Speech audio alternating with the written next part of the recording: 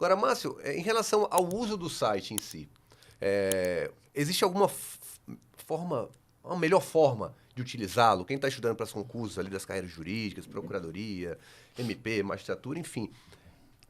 Qual forma você recomenda que a pessoa use o site do Diseu Direito nesse estudo da jurisprudência? Certo, isso é bem importante, assim, porque, como eu falei, né, não basta a gente estudar muito, a gente precisa estudar de forma eficiente, né? E eu digo eficiente, não é, pessoal, tá?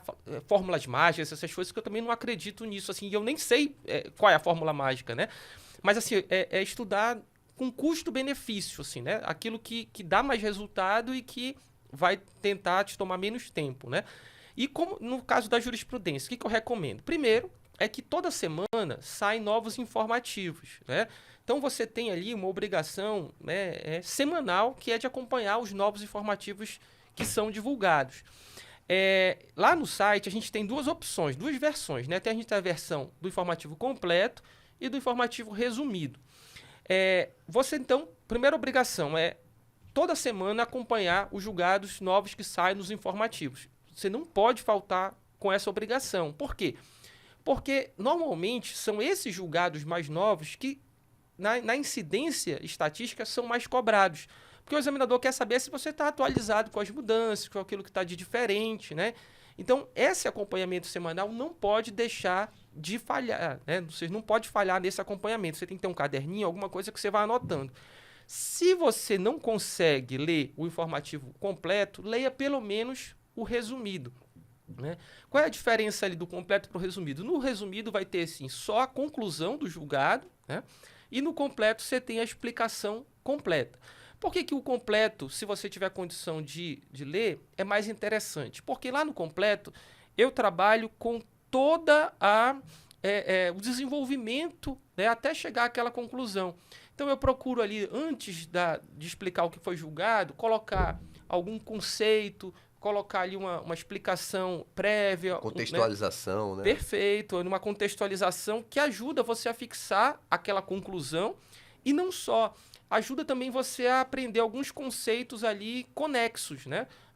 Por exemplo, vou explicar um julgado de alienação fiduciária. Eu explico o que é alienação fiduciária, dou as principais características, às vezes coloco algumas questões de concurso, cito a lei, né, que já é uma forma de você revisar a lei seca contextualizada, e no final tem a explicação.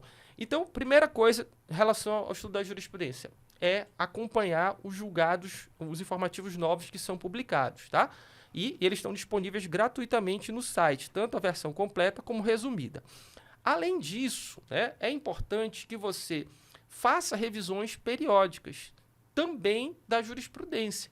Por quê? Porque a jurisprudência é como se fosse, né, você encara ela como se fosse uma matéria, como se fosse uma disciplina. Então, assim como você vai revisar constitucional, administrativo, né, civil, você também tenta revisar e tem que revisar a jurisprudência. Então, como é que eu normalmente dou as dicas para as pessoas que me pedem? Você vai estudar, por exemplo, controle de constitucionalidade.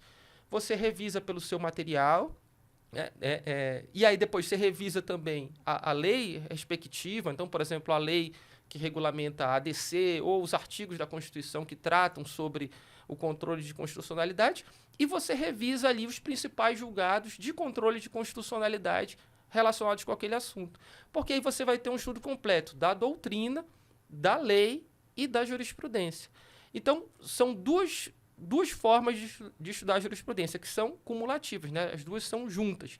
Primeiro, acompanhar as novidades toda semana e fazer revisões periódicas dos julgados.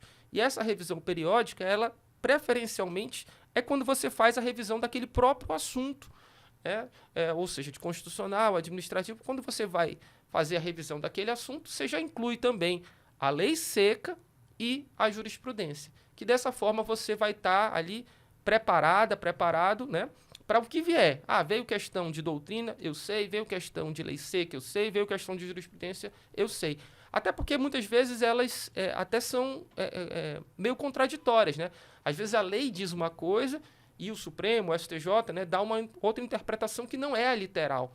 Então, você saber ali a diferença da lei para o que ficou decidido é fundamental.